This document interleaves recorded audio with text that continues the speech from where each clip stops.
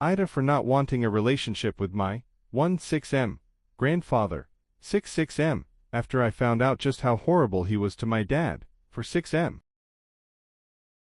Pretty much the title, but I'll add context. So me and my grandpa, let's call him Roger, relationship was amazing. He's one those strong old heads that could tell stories for hours and great at teaching lessons. I genuinely liked being around him, and since we saw him every weekend, outbound was really strong.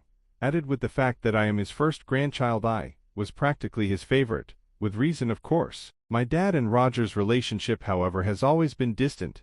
Dad doesn't speak much to him, and out of all Dad's siblings it's so obvious my dad isn't the most liked, nor my uncles and aunties, Dad's siblings, like him. I know my dad had a harsh past. He used to run with gangs in and out of prison. The whole bunch is clean now and is an amazing dad, and he is my #1 man. Anyways, things came to a head last week. We had a barbecue. My dad had left to get more somethings to grill, and it was me and Roger. Roger was pretty drunk. I don't know why, but why him and Dad weren't close. He was quiet for a while, then started telling me why my dad. At first, he was mumbling about how he was too harsh on my dad. I though strict, since my dad is pretty strict, but no. I pushed and asked him exactly how harsh. He just went on and on about the endless times he would beat my dad, and not belt, I'm talking punches, till my dad passed out. He kept talking, and the more he talked, the more and more I felt disgusted, and I hated my grandpa more and more. After he was done, I got up, made some excuse that I felt sick to my mom, and we left. I told my dad what happened, and he actually got sad since he didn't want to ruin our relationship,